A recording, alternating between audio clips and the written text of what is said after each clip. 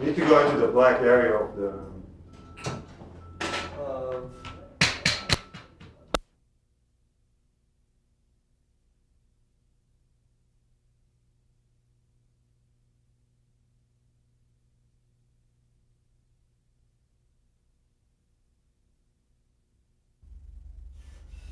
My name is Gary Rutkowski. Today is September 9th, 2003, and today I'll be interviewing director Charles Dubin in his home in Brentwood, California.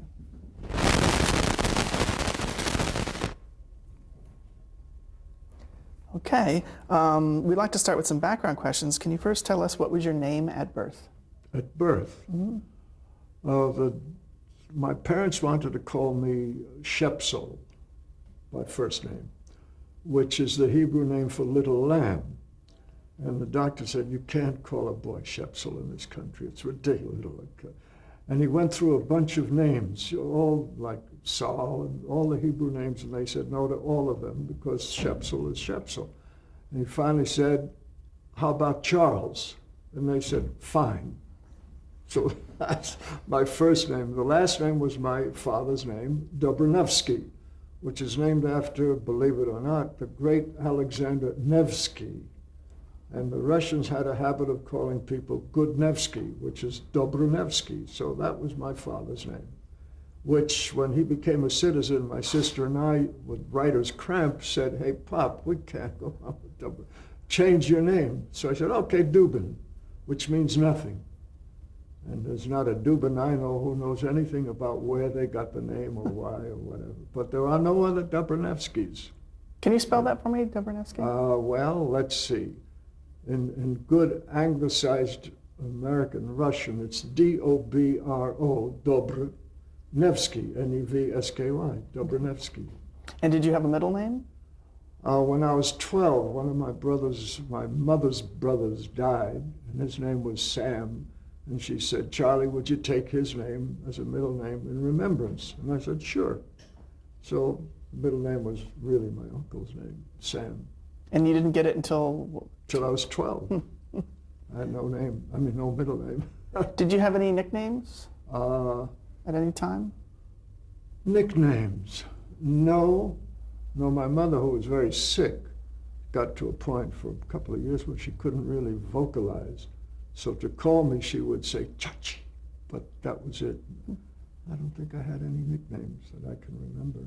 Charlie, of course, people would. Rarely am I called Charles by friends, you know. It's Charlie. Some people say Chaz, which is And when were you born and where were you born?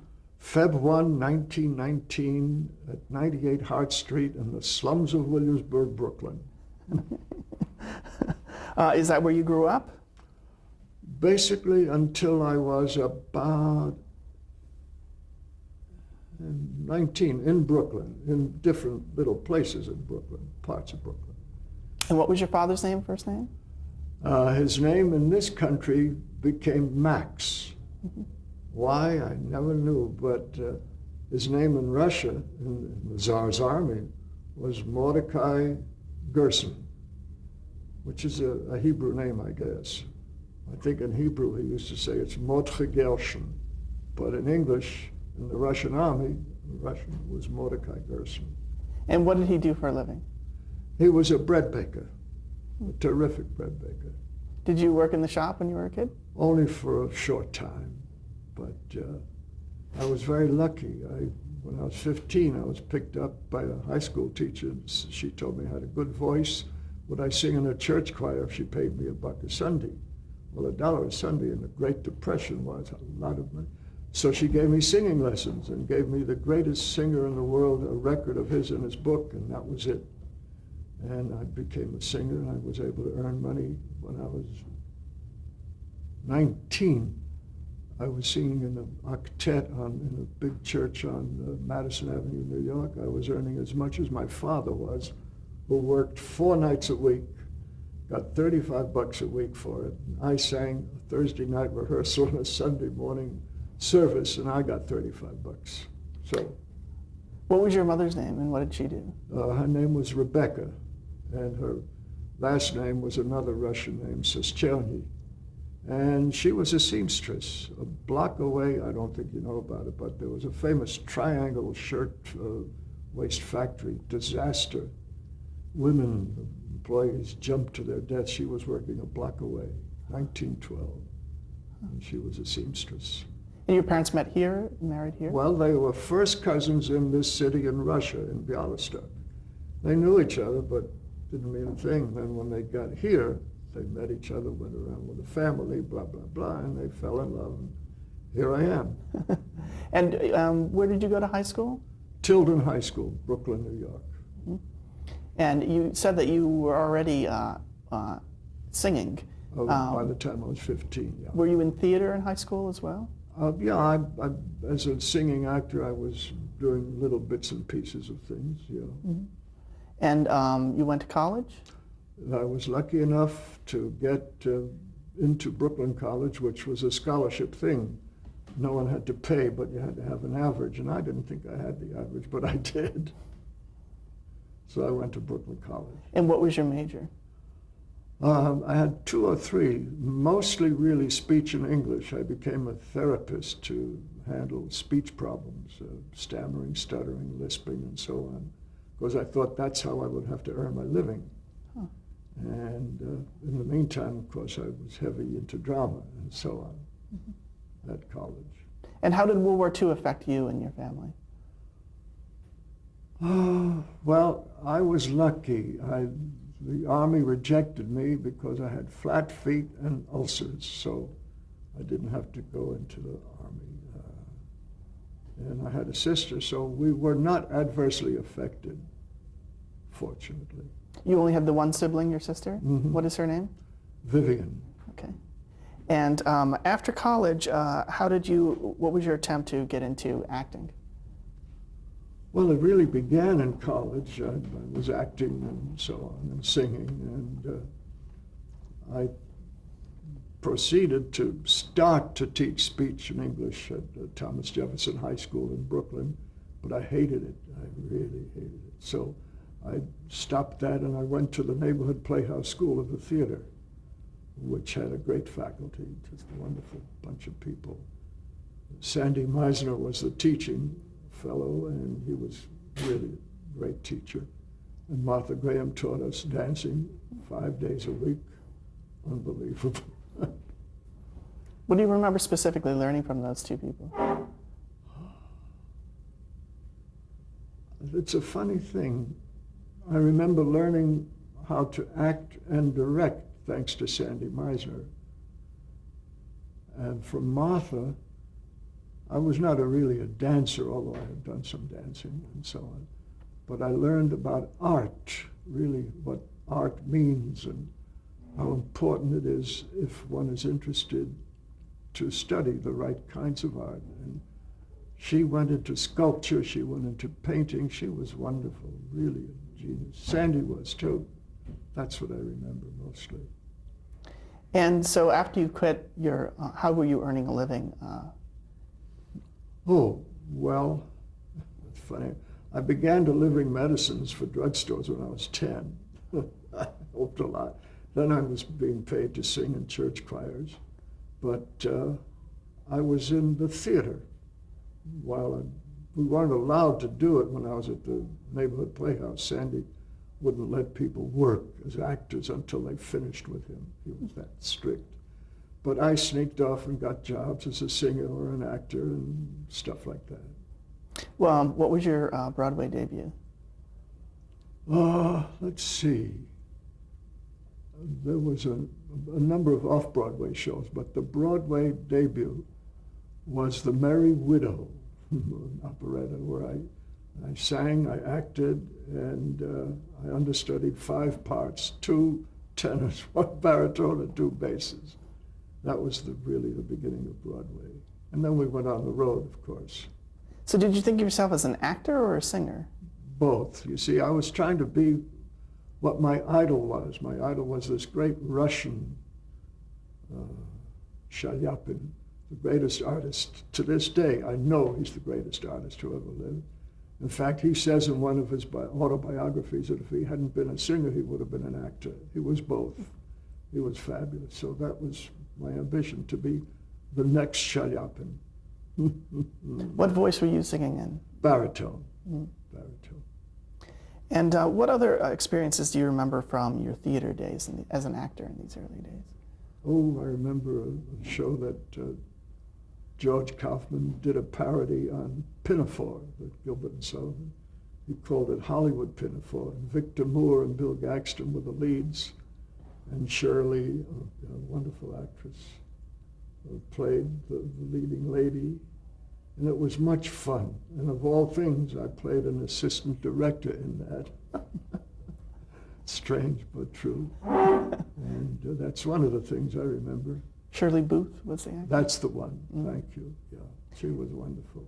And did you work with Moss Hart in these days? Oh, sure. I did 2 or 3 productions as his stage manager and kind of an assistant. He didn't need any assistance, but that was the technical term. And there were 2 or 3 shows that I worked with Moss, and he was a wonderful guy. Great sense of humor and a brilliant, obviously a brilliant man. Was he famous when you knew him already? Oh, he was already famous. He had worked with George S. Kaufman. He had worked with 2 other great playwrights. And he was famous and was not presumptuous. He was like any one of us who were just working people in the business, you know. He was terrific. When was the first time that you saw television? 1946 or 7. I remember I was acting in something through the William Morris Agency in 1947 or 8, television. And it was a tiny little studio, about 8 by 8, and the ceiling was only 7 feet high, and the lighting was very interesting. I don't know why or how. I never did know why or how they did that, but the total ceiling of this entire room was covered with bird's eye bulbs, and it was 8 feet high. And they covered us, of all things, because of the particular camera they were using in those days, the kind of camera. They covered everybody with brown makeup. And after 5 minutes under those bulbs, we were all streaking brown. Very weird, very interesting, but very weird. Did you remember any cameras were used or anything like that? Oh, it was just one camera. Mm-hmm. And it was a play that you were doing? Or? It was some kind of a one-act play. I don't remember anything else except the makeup running and the hot bulbs and the heat. In terms of when you actually saw television yourself, did you own a television in the early days? I was lucky enough to get into television in 1950, April 15th, you see, I remember. And in order to know what the hell was going on, I did buy a small television set. And in those days, in New York City, which is where I was, of course, there were really only 2 networks, the red and the blue, NBC and ABC. NBC, CBS. ABC was called the third network, and that's where I got my job, thanks to a friend. And ABC was off the air 2 days a week. They didn't televise 2 days a week. They had nothing to televise, no sponsors and so on. It was very interesting. But I did some good shows. I was very lucky. And did you happen to see television, the exhibit that was shown at the 1939 World's Fair in New York? Yeah, I did go. Our class at Brooklyn College went to that exhibit. I don't remember what I remember about it, but I remember going to the World's Fair with the class and seeing the exhibit, yes. Mm-hmm. Did you think that this could take off and there would be television? Yes, I did. It's interesting. There was a technical director in television in the 70s. Tamburi was his name. And he told me a fascinating thing. He said in World War II, which goes back to 42, 43, 44, 45, he was in an aircraft carrier in a room with 3 monitors. And they sent, the Japanese sent bombers over with the pilot who died with the plane. He told me something I never knew. He said, we sent bombers over with a camera in it, remote control, and I would be watching them and guiding them to see that they landed on Japanese ships. And he said, as the plane went down towards the ships, I could see in my monitors the faces of the Japanese soldiers looking up in horror. No one ever told me that. I've never read about it anyplace else. Tamburi was not a liar. This is what we were doing, although the Japanese were sacrificing their pilots. We weren't, but we were sending bombs over with television in 1944. Huh. Very Interesting. Okay, you ended up at ABC, you said, in 1950, and you said a friend got you the Oh, yeah. job? A wonderful director whom I'd co-directed Summer Stock with in the late 40s. A man named Alex Siegel was working at ABC TV. And he met me in the subway one day and he said, what are you doing? What are you up to? And so on. I said, I'm trying to get a job. I've been trying for 3 years, get a job directing. I'm working part-time in the theater, doing this, doing that, but I really would like to direct in television. He said, I'll talk to my boss, a man named Bert Crotty. And Crotty called me in and said, Alex says you're a good director. I'm going to give you a job. I said, I'm sorry, I can't take the job right now. I'm stage managing Peter Pan with Gene Arthur and Boris Karloff. He said, hey, kid, there are 1,000 guys who want this job. You either take it or you don't get it. So I went to the producer. I said, Peter, dub-a-dub.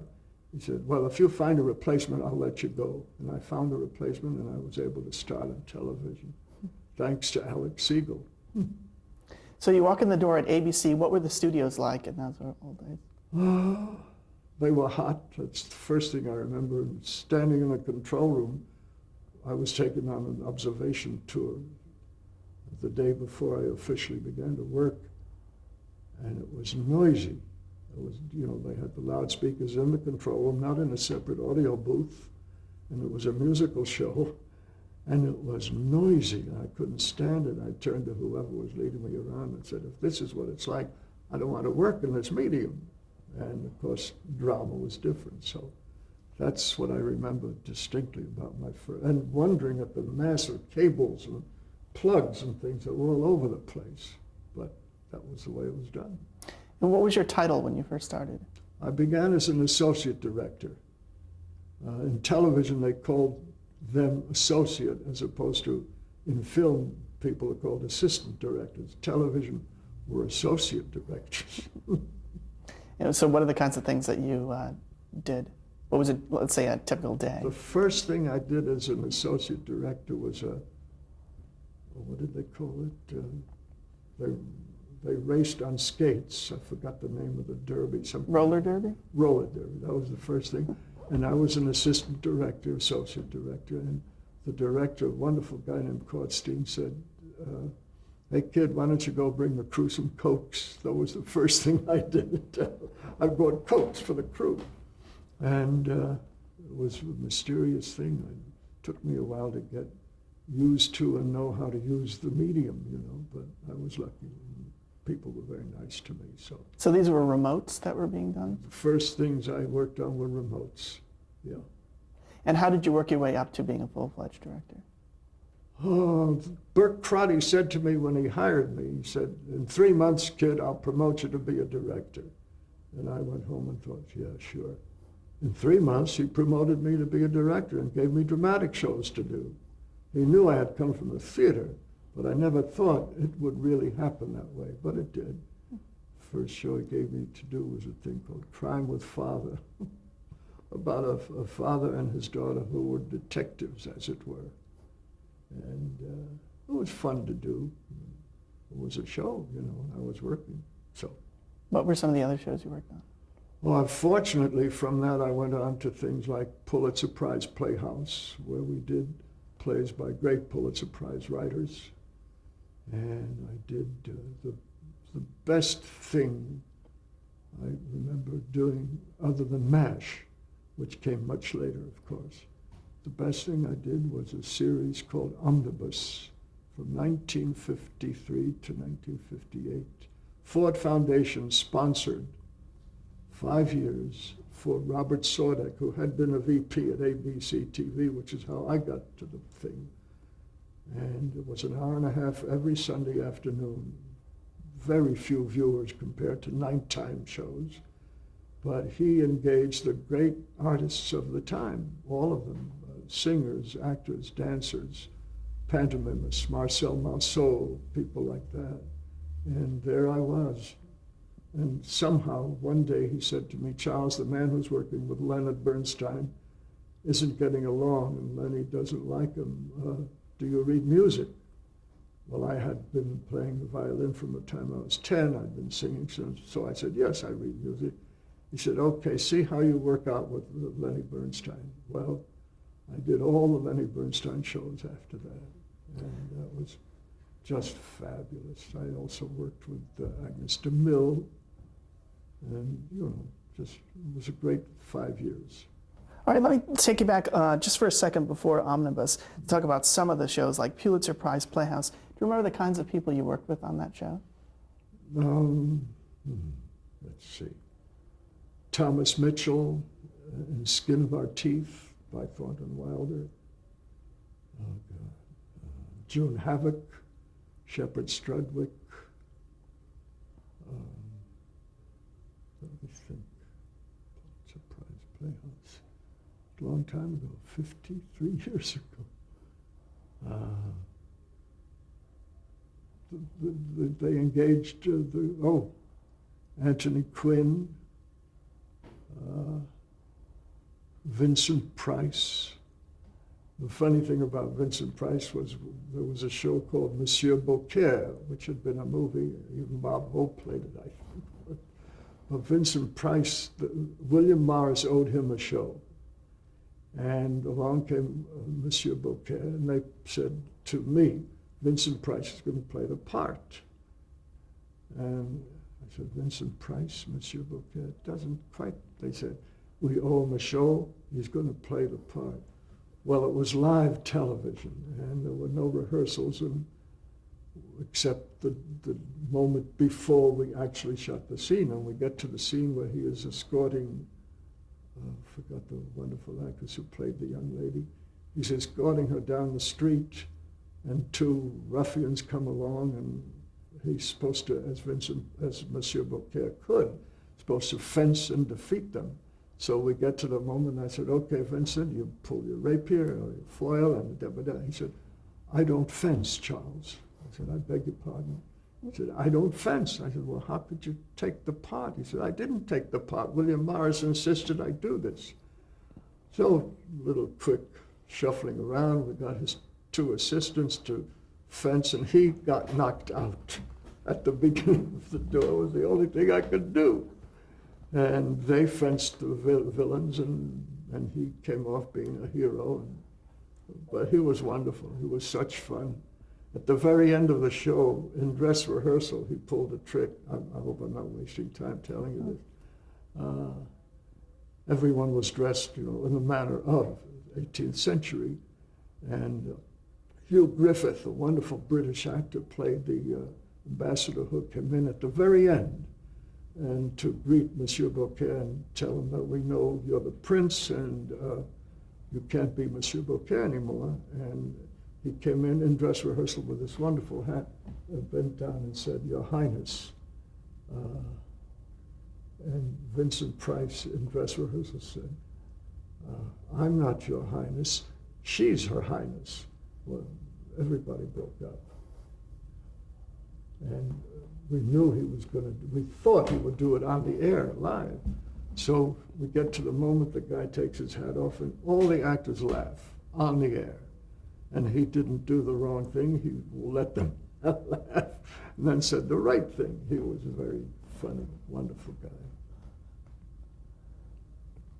Also, did you work with Sidney Poitier on Pulitzer Prize? Oh, yeah, fortunately.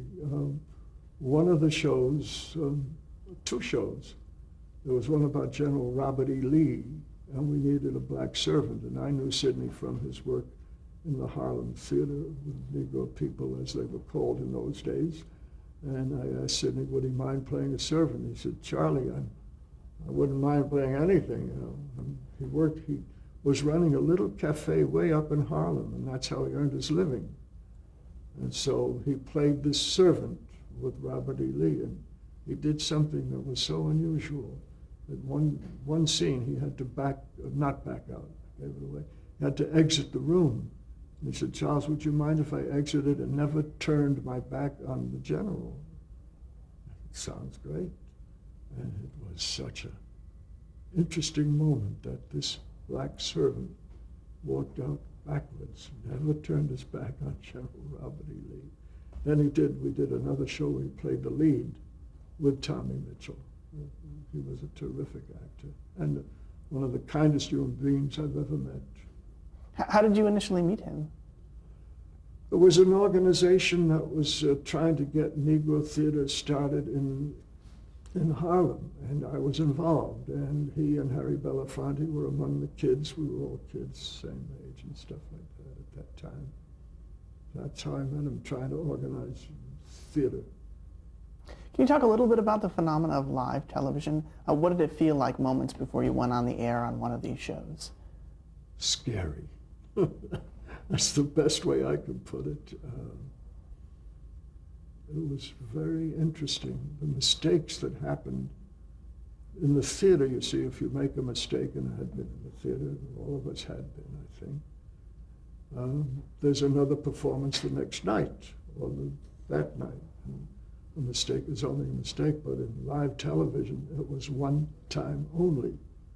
And if something went wrong, there was no tape, no nothing. You couldn't redo it.